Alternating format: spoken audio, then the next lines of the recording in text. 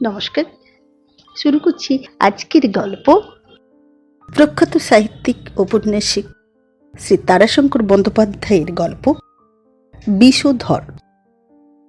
নবশক্তি ফাল্গুন সংখ্যায় 1341 প্রকাশিত হয়েছিল। সঙ্গে থাকুন, শুরু করছি আজকের গল্প বিষধর। সকালবেলাতেই চাটুজ্যেদের দুয়ারে রাস্তার উপরেই মজলিস জমিয়ে উঠিল। চাটুজ্যেদের কর্তা হাত দুটি মাথার উপরে তুলিয়া আঙুলে আঙুলে ছাঁদিয়া অভ্যাস মতো অল্প একটু স্থানের মধ্যেই পাক দিয়া ঘুরিতেছিলেন। তাহার জ্ঞাতি ভাই একটা থামের আড়ালে প্রকাণ্ড একটা হুঁকায় টান মারিতেছিল। চাটুজ্যেদের বাড়ির বড় ছেলেটি দাওয়ার উপর উপু হইয়া বসিয়া আপনার মনে কতকগুলা তেঁতুলের পাতা ছিঁড়িতেছে। মেজ ছেলেটি বেশ প্রগল্ভ, সে বেশ বিজ্ঞের মতো হাসিয়া হাসিয়া আলোচনার মধ্যে দুই চারিটা রসিকতা করিতেছিল। রাস্তার উপর জাঁকিয়ে দাঁড়াইয়াছিল ও পাড়ার সাতানির জমিদার, রায়বাড়ির একানির অর্ধেকের মালিক হরেরাম বাবুর তৃতীয় পুত্র বিনয় কৃষ্ণ বাবু। বিনয়বাবু সরকারি চাকুরে, সম্প্রতি দেশে আসিয়াছেন। কার্তিক মাসের প্রথম, শীত সবে পড়িতেছে। বিনয়বাবুর গায়ে ফ্লানেলের শার্ট, মাথায় উলের টুপি, গলায় একটা মাফলার জড়ানো, পায়ে মোজা, হাতে ছড়ি। ভদ্রলোক হাতের লাঠিটা ঠুকিতে ঠুকিতে বলিতেছিলেন, এ রোগ, এ হিপোক্রেট, মানে পয়লা নম্বরের বদমাইশ, ভণ্ড, চরিত্রহীন। বুঝলে কি না? গ্রামের বুকের মধ্যে বসে এইসব স্ক্যান্ডেলাস মানে জঘন্য কাণ্ড করছে, আর আপনারা সব চুপ করে বসে আছেন। সবাই চুপ করিয়া রহিল। হাসিতে হাসিতে চাটুজ্যেদের মেজ ছেলেটি বলিল, তার আর আপনিই বা কি করবেন, আর আমিই বা কি করব বলুন? তার নিজের বাড়িতে নিজের পাঁঠা যদি কেউ লেজ দিয়ে কাটে তবে? বিনয়বাবু হাতের লাঠিটা সজোরে মাটিতে ঠকিয়ে বলিলেন, ডিগ্রেস, ডিগ্রেস, মানে লজ্জার কথা, সমস্ত গ্রামের লজ্জার কথা। একটি যুবতী মেয়ে, আ গার্ল অফ 25 আর 30, গ্রামের মধ্যে যথেচ্ছাচার করবে একটি ভণ্ড সাধুকে নিয়ে, আর তোমরা চুপ করে বসে থাকবে? বিনয়ের খুড়তুতো ভাই সুলোপানি সকালবেলাতেই গাঁজা টানিয়া গুম হইয়া বসিয়েছিল। সে অকস্মাৎ সজাগ হইয়া আস্ফালন করিয়া উঠিল। বলো কেন আমাকে? আজই রেতে ব্যাটাকে চ্যাংতলা করে তুলে নিয়ে দিয়ে আসি রেলের পুল থেকে ঝপাং করে নদীর জলে ফেলে। বিনয় আপন মনেই বলিয়ে গেল, corrupted women of low birth, মানে বুঝলে কিনা, একটা নিজ বংশের মেয়ে। নিজ বংশ হলেই এইসব কদাচার ঘটে থাকে। আর গ্রামের যত সব কাওয়ার্ডস, কাপুরুষের দল, এই সমস্ত অনাচার চেয়ে চেয়ে দেখছে। চাটুর্য কর্তা একটা পাক মারিয়া মৃদুস্বরে বলিলেন, তা ভাই দেখো, যাতে ভালো হয়। তাহার কথার শেষাংশ তাহার ভাইপো সেই প্রগল্ভ ছেলেটির কথায় ঢাকা পড়িয়ে গেল। সে বলিল, আমরা তো কাওয়ার্ড হলাম, তা আপনি তো এসেছেন, আপনি কিছু করুন না। সঙ্গে সঙ্গে বিনয়বাবু বলিয়ে উঠিলেন, inform the police and send application to the magistrate and collector. পুলিশে একটা ডায়েরি করে দাও, আর ম্যাজিস্ট্রেট সাহেবকে একটা দরখাস্ত করো যে এই ব্যাপারে। মানে এইরকমভাবে যদি ব্যাপার চলতে থাকে তবে শেষ পর্যন্ত একটা সাংঘাতিক কাণ্ড ঘটতে পারে। মানে? সুলোপানি গা ঝাড়া দিয়ে উঠিয়ে পড়িয়েছিল। সে বিনয়কে বাধা দিয়া ব্যঙ্গভরে বলিয়া উঠিল, ব্যাং মারতে ব্রহ্মাস্ত্র? বেটাকে ঘা কতক দিয়ে দাড়িকটি ছিঁড়ে নিয়ে। হ্যাঁ, তা না কোথা পুলিশ, কোথা ম্যাজিস্ট্রেট সাহেব, তুই আবার সবাইকে বলছিস কাপুরুষ। যা যা। বিনয় সে কথার কোনো জবাব দিল না। সে বলিয়া উঠিল, here is one young man, মানে এই হারানকে বলছি, দেশে রয়েছে, গ্রামের কাজকর্ম করে বলে অহংকার করে, কিন্তু সে শুদ্ধ এইসব সহ্য করছে। মাই ওপিনিয়ন, আমার মতো পাল্টে গেছে। হি ইজ এ ওয়ার্থলেস চাপ। এই পাড়ারই হরেন আসিয়া মজলিসের এক পাশে কখন বসিয়েছিল। হরেন মৃদু হাসিয়া বলিল, কথাটাই কি শুনি। বিনয় আরম্ভ করিল, তোমারই তো বাড়ির পাশে নলিনীশ ভাগ্নির মেয়ে বিরাজের কথা বলছি গো। সে একটা ভণ্ড চরিত্রহীন সাধুকে নিয়ে এসে ঘরে বসিয়েছে, and she is all alone in her house. মানে বাড়িতে তো সে একা যুবতী স্ত্রীলোক। বাধা দিয়ে হরেন বলিল, আর থাক বিনয়বাবু, আমি বুঝেছি, কিন্তু জিজ্ঞেস করি, সে সাধুকে আপনারা কেউ দেখেছেন? বিনয় বলিয়া উঠিল, কোশ্চেন লাইক অ্যান ইডিয়েট, মানে গর্ধবের মতো অসংলগ্ন প্রশ্ন। দেখো দেখি, I am the last person to go to that scoundrel. সে বেটা ভণ্ড নরাধমের কাছে আমার যাবার কোন প্রয়োজন? হরেন বলিল, সে সাধুকে আমি কিন্তু দেখেছি। যেদিন তিনি প্রথম আমাদের গ্রামে আসেন সেই দিন আমার সঙ্গে দেখা হয়েছিল। তার বয়স কত জানেন? বয়স অন্তত 80 কম নয়। বিনয় ব্যঙ্গভরে বলিয়া উঠিল, idiot of the first rate. তুমি যে পয়লা নম্বরের গর্ধব তা আমি জানতাম না। এ যুগে 80 বছর বয়স? ননসেন্স। না তুমিও তার শিষ্য? কবজ টবজ কিছু দিয়েছি বুঝি? হরেন বলিল, চাটুর্যে কর্তাও তো তাকে দেখেছেন। আবার একবার পাক মারিয়ে চাটুর্যে কর্তা বলিলেন, তা হ্যাঁ, তা 80-85 খুব হবে। তা হবে বই কি। সুলোপানি বলিল, তা লোকটার বয়স কিছু হয়েছে বাপু, প্রকাণ্ড ইয়া বড় লাশখানা ভেঙে পড়েছে, তাই এতে দেখবার সৌষ্ঠব কি? হরেন বলিল, আর আমি শিষ্য কিনা জানতে চাচ্ছেন? তা আমি নই, বরং আমার সঙ্গে তার কথান্তরই খানিকটা হয়েছে। আমি তার শিষ্য হতেই চেয়েছিলাম। তা আমাকে বললেন, বাবা, সুধা রাখতে হলে কাঞ্চন পাত্রের প্রয়োজন, মৃৎ পাত্রে হয় না। তাই শুনে আমি উঠে চলে আসি। আমায় জিজ্ঞেস করলে, উঠলে যে বাবা? আমি বললাম, বাবা, মৃৎপাত্র আর কাঞ্চন পাত্রের একসঙ্গে থাকা নিরাপদ নয়, তাতে মৃৎপাত্রেরই বিপদ বেশি। সুতরাং মৃৎপাত্রেরই দূরে সরে যাওয়া প্রয়োজন।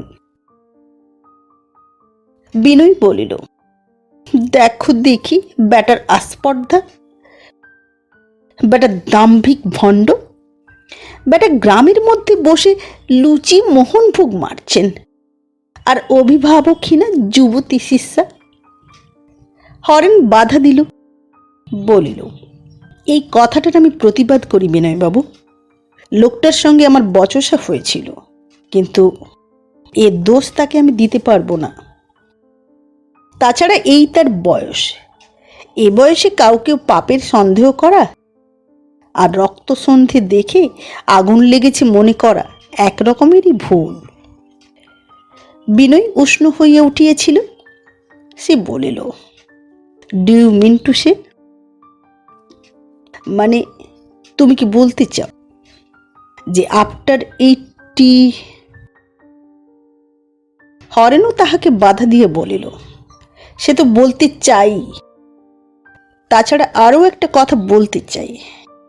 কি সেটা শুনুন। নলিনীশ বাবুর মেয়ে বিরাজ আজ সংসারে একান্ত একা, অভিভাবক কিনা। তাই আজ এই কথা রাস্তায় রাস্তায় যার যেমন ইচ্ছে আলোচনা করছেন। কিন্তু জিজ্ঞাসা করি, হিন্দুর ঘরে কার গুরু নাই? আর কজনের গুরুই বা স্ত্রীলোক? আর গুরু এলে কার বাড়ির মেয়ে ছেলেতেই বা তার সেবা যত্ন করেন না? আমারই কথা বলি, আমার গুরু যদি আসেন, তাকে যদি আমি আমার বাড়ির মধ্যে স্থান দিই, আর আমার স্ত্রী যদি তার পরিচর্যা করেন, তবে কার কি বলবার আছে? এরূপ ধরনের প্রতিবাদের জন্য বিনয়বাবু প্রস্তুত ছিলেন না। তিনি পকেট হইতে রুমালখানা বাহির করিয়ে মুখ মুছিতে মুছিতে বলিলেন, আর ডার্টি ভিলেজ রোডস, ধুলো দেখো দেখি। সঙ্গে সঙ্গে রুমাল দিয়া ফ্লানেলের শার্টটি ঝাড়িয়ে ফেলিলেন। বক্তব্য তখনও তার শেষ হয় নাই, বলিয়েই গেলেন, জামাগুলো স্টিম লন্ড্রিতে না দিলে আর চলবে না। Damn nonsense. দেখো দেখি রাস্তার অবস্থা। Worthless village panchayat. What are they doing? Tax নিয়ে এরা করে কি? ওপাশে দাঁড়াইয়াছিলেন চন্দ্র মুখুজ্জি, পেনশনভোগী বৃদ্ধ ভদ্রলোকটি এতক্ষণ পর্যন্ত একটি কথাও বলেন নাই। তিনি ধীরে ধীরে বলিলেন, হরেন ঠিক কথা বলেছে। বিরাজের অর্থ কিংবা অভিভাবক থাকলে এ কথা আজ কেউ বলতে সাহস করত না। বিনয় এতক্ষণে সামলাইয়া লইয়াছিল। সে বলিয়া উঠিল, হরেন ইজ টকিং ননসেন্স। মানে যা তা বলছে হরেন, ওর যুক্তির কোনো মানেই হয় না। I have seen an 85-year-old man who is the father of a baby. তাছাড়া না থাক। এসো হে সুলোপানি, এসো, ওদের পাড়ার ব্যাপার, লেট দেম। যাক, চলে এসো। বিনয়বাবু আর দাঁড়াইলেন না, সুলোপানিকে সঙ্গে লইয়া চলিতে আরম্ভ করিলেন। চলিতে চলিতে সুলোপানিকেই বলিলেন, আই সে সুলোপানি, তুমি দেখে নিও। I am sure there is some গোলমাল বিটুইন। হরেনটা আর ওই বিরাজের মধ্যে বুঝেছ কি না? দেখো, ঠিক বলছি, ওই রাস্কেল বদমাইশ। আমি ভাবতাম ছোকরাটা ভালো, কিন্তু হি ইজ এ বদমাইশ অব দ্য ফার্স্ট রেট। পয়লা নম্বরের বদমাইশ ওটা। প্রকাণ্ড একটা পাগড়ি মাথায় একজন ভোজপুরি লাঠি হাতে রাস্তার পাশ দিয়ে তাহাদিগকেই অতিক্রম করিয়া গেল। বিনয়বাবু সুলোপানিকে প্রশ্ন করিলেন, কে হে লোকটা? সুলোপানি পিছন ফিরিয়ে লোকটাকে আরেক নজর দেখিয়ে বলিল, মুখুজ্জে বাবুদের চাপরাশি। বিনয়বাবু বলিলেন, হিজ অ্যাটিটিউড, লোকটার যাওয়ার ভঙ্গিটা দেখলে বেটা 8 টাকা মাইনের চাপরাশি। বুক ফুলিয়ে যাওয়ার ভঙ্গিটা দেখলে মাথা নোয়াতে পর্যন্ত জানে না। আইসে হি মাস্ট বি এ দাগি। ও দাগি দাগি। আমি শুনেছি ওই স্কাউন্ড্রেল মুখুজ্জেরা কতকগুলো দাগি পুষে রেখেছে মহাল শাসন করবার জন্যে। ওরা যেমন পাজি অত্যাচারী, চাপরাশিগুলো তেমনি জোর করে লোককে হ্যান্ড নোট লিখিয়ে নিচ্ছে। And there is none here to protest. এখানে প্রতিবাদ করবার পর্যন্ত লোক নাই। এই এই এই কার ছেলে রে তুই? ধুলো ছিটুচ্ছিস? ধুলো ছিটুচ্ছে দেখো দেখি। ছোট একটা ছেলে পথের উপর বসিয়ে বালির গাদার মধ্যে আপনার ছোট পাখানি ভরিয়ে দিয়ে পিটিয়ে পিটিয়ে ঘর তৈয়ারি করিতেছে। দিগম্বর শিশু হাঁ করিয়া বিনয়ের মুখের দিকে চাহিল। সুলোপানি বলিল, হিরু ঘোষালের ছেলে। হাতের ছড়িটা দিয়া নির্দেশ করিয়া বিনয় বলিল, সি সি হিজ লুকস। চাউনি দেখেছ ছেলেটার? দেখো দেখো তুমি, প্রচণ্ড বদমাইশ হবে ও। এমন সময় প্রচণ্ড শব্দে গ্রামখানিকে মুখরিত করিয়ে একখানা ট্রেন আসিয়া গ্রামের স্টেশনে থামিল। বিনয়বাবু বলিলেন, ওহ, বেলা অনেক হয়ে গেছে হে, 9টার ট্রেন এসে গেল, চলো চলো। সুলোপানি বলিল, ই যা, আমার যে তেল আনা হয় নাই। সকালবেলাতেই তেল আনবার জন্যে পয়সা নিয়ে বেরিয়েছি। চলো তুমি চলো, আমি তেল নিয়ে যাই। বিনয়বাবু চলিতে চলিতে আপন মনেই শুরু করিলেন, এখানকার সমস্ত ননসেন্স। তেল, ঘি, এনি ফুড মানে যে কোনো খাবার খাঁটি মিলবার জো নেই। দে আর অল ডিসঅনেস্ট। সব বেটা ঘুষখোর, সব বেটা ঘুষখোর। রাস্তার ধারে আপন দাওয়াটির উপর হরেন কি একখানা বই পড়িতেছিল।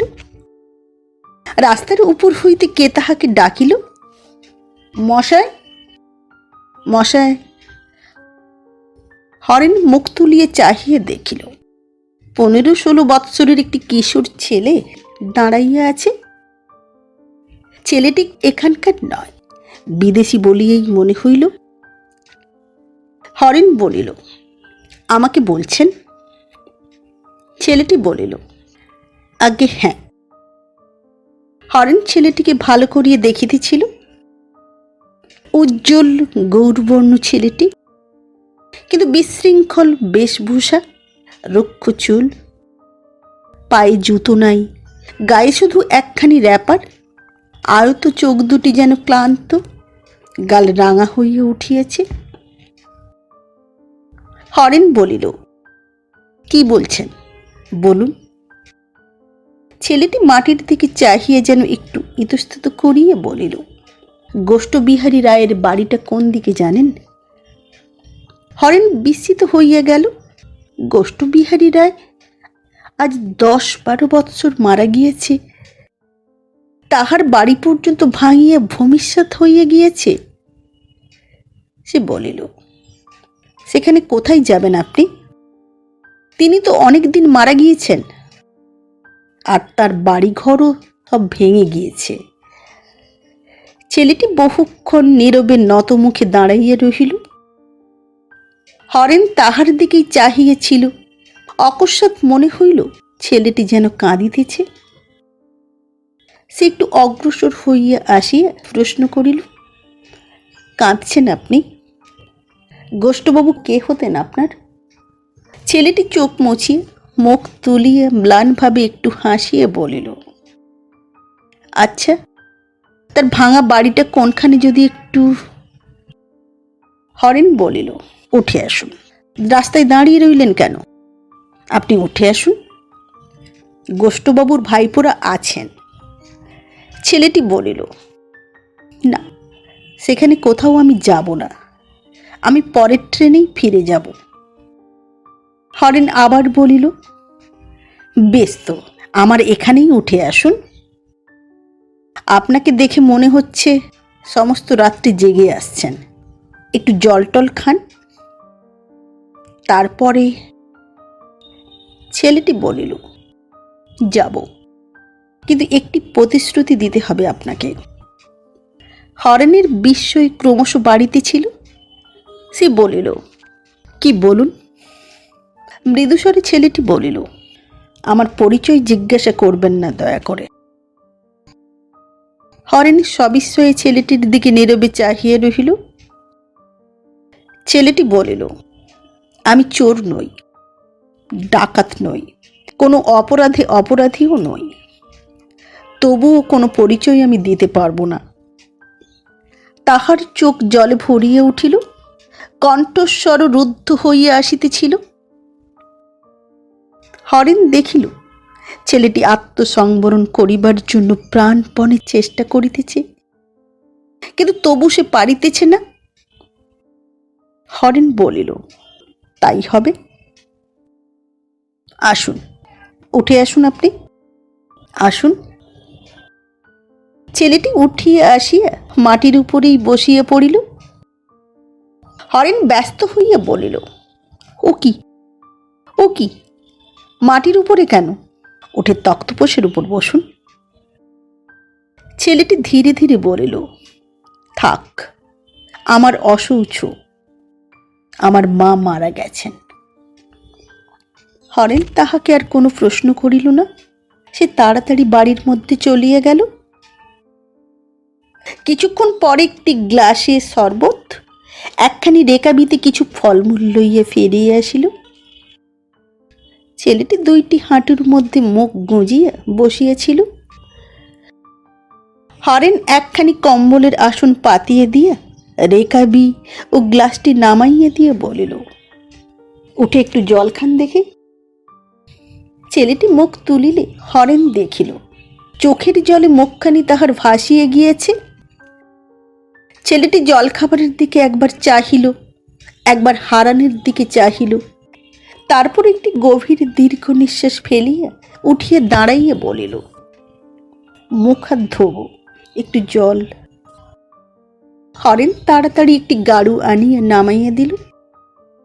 মুখ হাত ধুইয়া ছেলেটি গ্লাসের শরবত এক চুমুকে নিঃশেষ করিয়া বলিল, আহ, বুকের ভেতরটা যেন শুকিয়ে গিয়েছিল। তারপর এক টুকরা ফল হাতে তুলিয়ে বলিল, আচ্ছা, আপনি গোষ্ঠবাবুকে দেখেছেন? কেমন দেখতে ছিলেন তিনি? রং কি খুব ফর্সা ছিল তার? হরেন বলিল, 10-12 বছর মারা গেছেন তিনি। তখন আমার বয়সও কম, তবে মনে পড়ে রং ফর্সাই ছিল তার। সাগ্রহে ছেলেটি বলিল, চোখও বড় বড় ছিল নয়? স্মরণ করিয়া হরেন বলিল, হ্যাঁ, চোখ বোধহয় বড়ই ছিল। ওদের বাড়ির সকলের চোখ বড়। আরো কয় টুকরো ফল খাইয়া ছেলেটি একটু চিনি মুখে দিয়া জল খাইয়া আসন হইতে উঠিয়া পড়িল। হাত মুখ ধুইতে ধুইতে সে আবার প্রশ্ন করিল, তার হাতের লেখা খুব ভালো ছিল নয়? হরেন বলিল, সে তো আমি জানি না। ছেলেটি বলিল, আমি জানি, আমার মা আমাকে বলেছিলেন ওদের বংশেরই হাতের লেখা সকলেরই খুব ভালো। তাহার মনের মধ্যে হাজার প্রশ্ন ভিড় করিয়া জাগিয়া উঠিতেছিল, কিন্তু সে প্রাণপণে আত্মসংবরণ করিয়াছিল। ছেলেটি বলিল, পরশু আমার মা মারা গেলেন। মনের আবেগে বেরিয়ে পড়লাম। পথে কতবার ভেবেছি ফিরে যাই। হরেন এ কথার কি জবাব দিবে? সে চুপ করিয়াই রহিল। ছেলেটি বলিল, এখন দেখছি এসে খারাপ করিনি, আর এ সময় না এলে হয়তো আর আশাই হতো না। তারপর হরেনের দিকে চাহিয়ে বলিল, একবার যাবেন আমার সঙ্গে? সেই বাড়িটা একবার।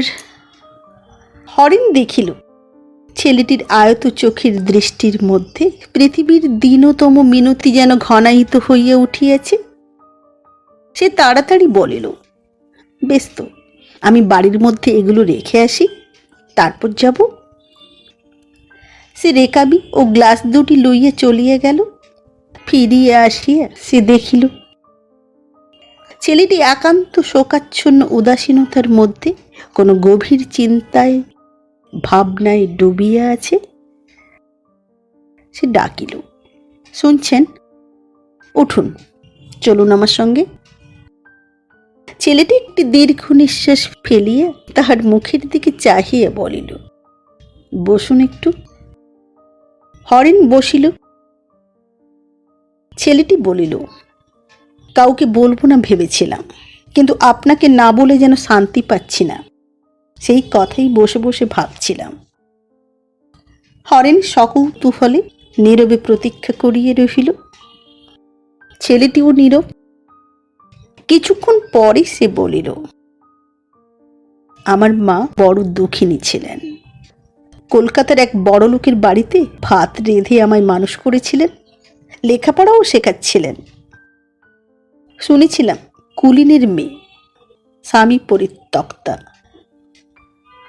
বাপ মা মরার পর বাধ্য হয়ে এই পাচিকা বৃত্তি গ্রহণ করেছিলেন। পরশু যখন মারা যান তখন আমায় ডেকে বললেন। ছেলেটি চুপ করিয়া গেল। হরেন বুঝিতে পারিল ছেলেটির বুকের ভিতর একটা আবেগ যেন ঠেলিয়ে ঠেলিয়ে উঠিতেছে। সে নীরবে প্রতীক্ষা করিয়া রহিল। কিছুক্ষণ পর ছেলেটি বলিল, আপনি আমাকে ক্ষমা করবেন, আমি বলতে পারবো না। তাহার বড় বড় চোখ হইতে ঝরঝর করিয়া জল ঝরিয়ে পড়িল। হরেন বলিল, থাক, বলবার প্রয়োজনই বা কি? চলুন, আপনাকে সেখানটা দেখিয়ে নিয়ে আসি। বিনয়বাবুদের বৈঠকখানায় আবার আসর জমিয়ে উঠিয়েছিল। পাড়ার কয়জন বসিয়া আছে।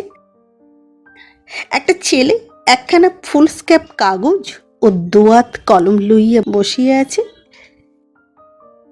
বিনয়বাবু বলিতেছিলেন, সে লিখিতেছিল। বিনয়বাবু জিজ্ঞাসা করিলেন, লিখলি? To the district magistrate and collector. হ্যাঁ। ছেলেটি বলিল, হ্যাঁ। বিনয়বাবু বলিলেন, this is a sin and a crime. একটা পাপ, অপরাধ সমাজের মধ্যে। এই জন্যই দেশে অনাবৃষ্টি, অকাল মৃত্যু ঘটছে। These are the reasons. এই হলো কারণ।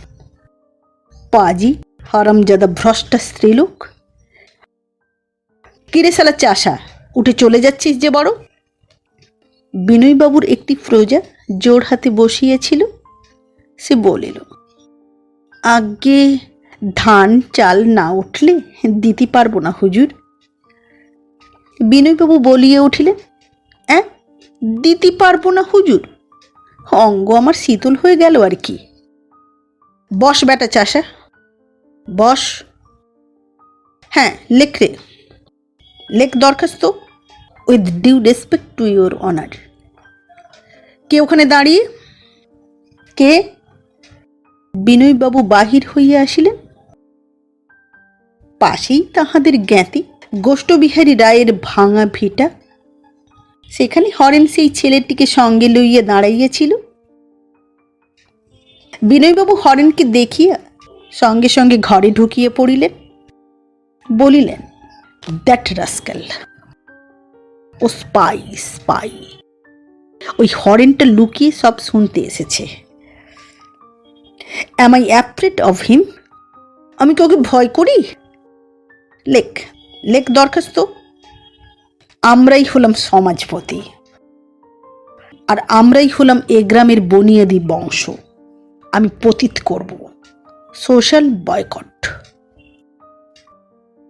হরেন ছেলেটিকে বলিল, এইটিই গোষ্ঠবাবুর বাড়ি ছিল। ছেলেটি নির্নিমেষ দৃষ্টিতে ভগ্ন স্তূপের দিকে চাহিয়া রহিল। থাকিতে থাকিতে কয় ফোঁটা জল চোখ হইতে ঝরিয়া পড়িল। একটা দীর্ঘ নিঃশ্বাস ফেলিয়া সে হরেনের দিকে চাহিয়া বলিল, মৃত্যুর দিন মা আমায় বললেন, আমার বাড়ি এই গ্রামে, এই গোষ্ঠবিহারী রায়ের সন্তান আমি। হরেনের মনের মধ্যে যেন একটা বিদ্যুৎ খেলিয়ে গেল। বহুদিন পূর্বের বিস্মৃত প্রায় একটা ঘটনা তাহার স্মৃতিপথে জাগিয়ে উঠিল। ছেলেটি বলিল, মা আমায় সব বলেছিলেন, কোনো কথা গোপন করেননি। আমার বয়স যখন 1.5 বৎসর, তখন তিনি কুলত্যাগ করে চলে যান। তার দেওর আমারই এক জ্ঞাতি খুড়ো তাকে প্রলুব্ধ করে নিয়ে গিয়েছিল। বিনয়বাবু তখন ঘরের মধ্যে বেশ উচ্চকণ্ঠেই বলিতেছিলেন, so your honour will be please to bind down this wicked and corrupted woman. ছেলেটি হরেনকে বলিল, তার নাম বিনয় কৃষ্ণ রায়। তারপর সেই ভগ্ন স্তূপে একটা প্রণাম করিয়ে সে বলিল, চলুন। নমস্কার। বিশুদ্ধর গল্পটি পাঠ করে শোনালাম। পরিবেশনকালীন ভুল ত্রুটি নিজ গুণে ক্ষমা করবেন। আবার দেখা হবে আগামী পর্বে একটি নতুন গল্প নিয়ে। আজকের মতো নমস্কার।